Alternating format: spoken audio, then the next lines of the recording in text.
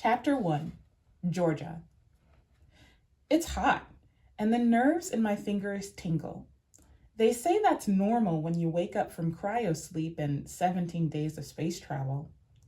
I roll my neck and turn my head side to side, then crack open my eyes. The tube I'm in has a gray, semi-transparent viewing window through which I can only see fuzzy blobs.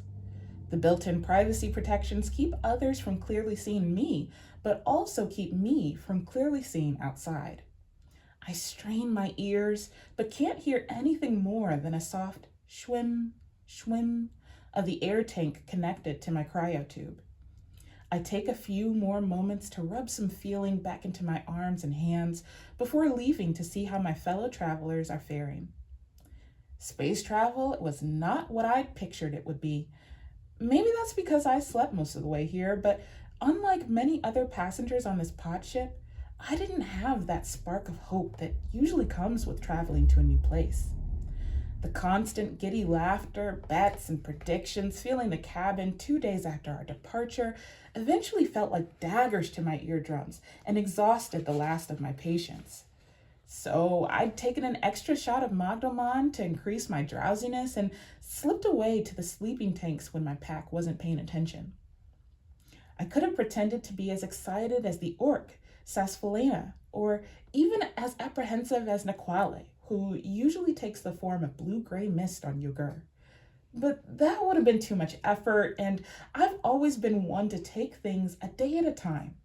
As a beta, it's one of the first pack lessons I've learned. The second lesson is that there's no time like the present, so I take a steadying breath and push the button to open my cryotube. Snores of heavy slumber greet me, and I remove my outermost shirt layer to adjust to the temperature, taking in the sleeping status of those in the main cabin. The angels in our traveling group, Hier and Terrarin, sit to my left on a large sleeping pillow, arms hugging, legs tangled, with Hier's head tipped back and mouth open. I'm not sure how Terrarin sleeps so soundly next to his grisly refrain. How can any of my fellow Lycans continue to sleep piled on the ground along with several other travelers?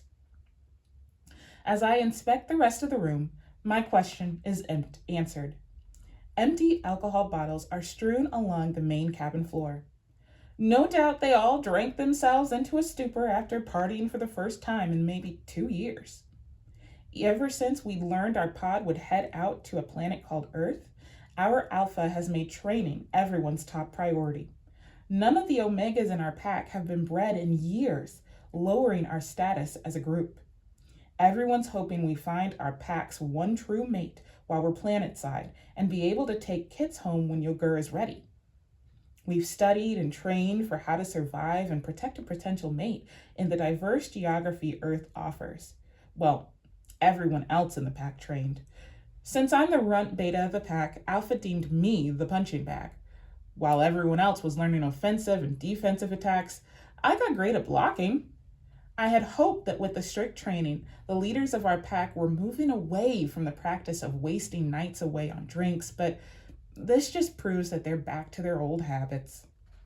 The partying, plus the initial shot of Magdomon we all received before departure, means that they're probably knocked out cold for a while. I'll have some time to explore on my own. I step over bottles, smoke containers, empty food canisters, and clothing, careful not to wake anyone prematurely, but almost trip over Jeray's tentacles when I notice that the pod ship door is already open. I conduct a quick head count of all the other Lycans. 1, 2, 3, 8. No one else from my pack is awake, so someone else opened the door. I consider shoving Jeray's wayward limbs to the side, but think better of it. He doesn't like others touching him, even if it's to help. I shrug.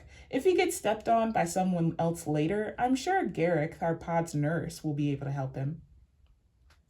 I push the rest of the way through the pod door and stop in my tracks. Earth. The ground is white as far as the eye can see. I'm hesitant to move and look back at the bodies piled on the floor in the pod. I scrunch up my nose, decided. The first step onto Earth is peace. True peace. The white stuff is resistant at first, but then my feet sink into a soft, pillowy hole. A chill zings up through my uncovered toes, all the way up my legs and spine. Even though we studied this planet, it's nothing like I imagined. The wind whistles through my hair, and I take a deep breath, chilled air filling my lungs. An unfamiliar scent fills my nose. This feels good.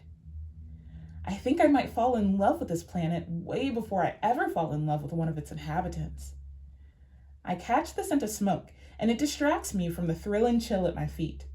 Mags, Joran, and Frank sit around a small fire huddled together. Of course they would have to ruin this beautiful experience with Mags' belly fire, but being a dragon and two Tlactyl respectively, I can't really fault them. I smile at how similar and yet distinct this two-legged form looks on Mags compared to his dragon form. His eyes are the same emerald green as his scales, and his curly hair looks just as soft as his wings seem to be in his true form. Joran and Frank both have angular faces here, and I can't make out any more details of their form because blankets cover the rest of their bodies. It looks like their need for heat has transferred over to these new forms. Mags and I both have curly hair, but where his is dark, mine is auburn, and the twins are both a pale yellow. My curls are big enough to bounce, while Mags are tiny and coil close to his head. Joran's hair is wavy, and Frank's hair is the straightest out of all of us. Where Frank and Joran's skin is a warm beige, mine is a light bronze, and Mags is a rich brown. Mag's nose is wider, and Joran and I both have little skin spots dashed across our faces. It makes me excited to see what other distinctions these humans can have. And if I'm lucky enough to find a mate, what will they look like? Hey, how long have you guys been awake? I'm careful not to get too close to the fire they huddle around, preferring instead to dig my toes further into the cold white ground and let the wind carry my voice. 2 fractal days on this blasted planet. I'm not sure yet how they measure time here, but we've only seen one new light here so far, Frank yells over to me. His fraternal twin, Joran, stands next to him, bundled, teeth chattering. You can stop with the pitying looks, Georgia, Mag says over his shoulder. We're cold and miserable, but we'll only be here long enough for my wings to warm up. They froze beneath the shifted form, but they're almost ready. I can smell a warmer climate on the winds. We'll be getting out of here soon. Ever the planner, of course Mags already has a way out. If he were in a better mood, I bet he would have chuckled at the twins with some quick remark like, a dragon doesn't shiver, one simply dances. But apparently this temperature is severe enough to bother even one of his kind. But getting out of here? Mags is known as a team player, a leader. I'd often wished if I could be a part of his pack instead, if dragons ever had packs. I creep closer to the fire. What about the others? What if they don't wake up before you're ready to leave? Would you really go without everyone? How do we guarantee we can make it in these temperatures until then? These temperatures may be fine for some of the others, but you know we won't be able to last like this, Frank says. But we're on a new planet, Joran's gravely voice adds. No safety net, no rules. Between diplomacy and survival, you have to choose the latter. Which is why we need to relocate somewhere warmer, Mags turns to me. There's enough room on my back for 3. You could go with us. I shift on my feet. I wouldn't want to pressure you away from your pack, he continues, but you're good people. If you'd like to leave with us, we'd love to have you. Don't make any decisions now, Frank adds. Maybe wait and see if your pack wakes up in time first. But I second Max. We'd love to have you with us. Frank looks back to Joran, who nods his agreement. Okay, thanks. I'll think about it, I lie and move away from the fire to lie on the cold, crunchy ground. I almost sink past the surface and become surrounded by the small, soft nuggets of white, praying to every goddess I can think of. If my pack slumbers long enough for Mag's wings to thaw out, there'll be no one to stop me from riding on the back of a dragon, coasting through winds that taste a lot like freedom.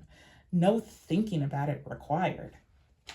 The sky darkens as I wait my fate, and small twinkling lights appear. Mags tells the others that these are stars in the Earth's galaxy, tiny dying gatherings of plasma that shine every night. It makes me think of Yogur and the fate of our people. Did everyone make it off the planet in time? Has it exploded yet? How are the other pods of citizens faring on their temporary planets? Has Slorexia woken up yet? I smile at the memory of my best friend. Slorexia and I daydreamed every day while moving shipments in the Twinsoid factory we both worked for. Georgia, this could be the start of a new life for both of us, she'd tell me every morning. By the afternoon, she'd always have me convinced that maybe, just maybe, it could be. I chuckled to myself, remembering how I had to repeat her spiel back to her after her government modification surgery.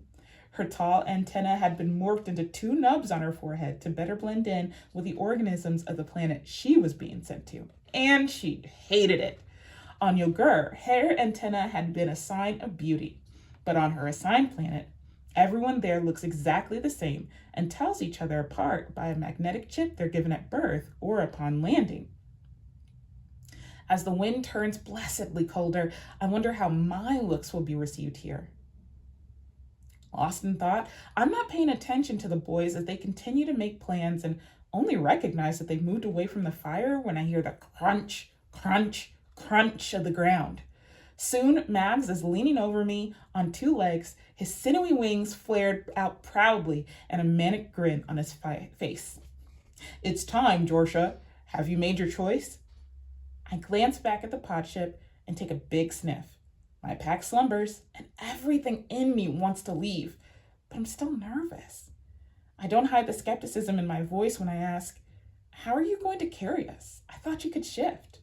But then Max steps back, that grin turning into a full-toothed smile as a green shimmer dashes across him. Who said I couldn't?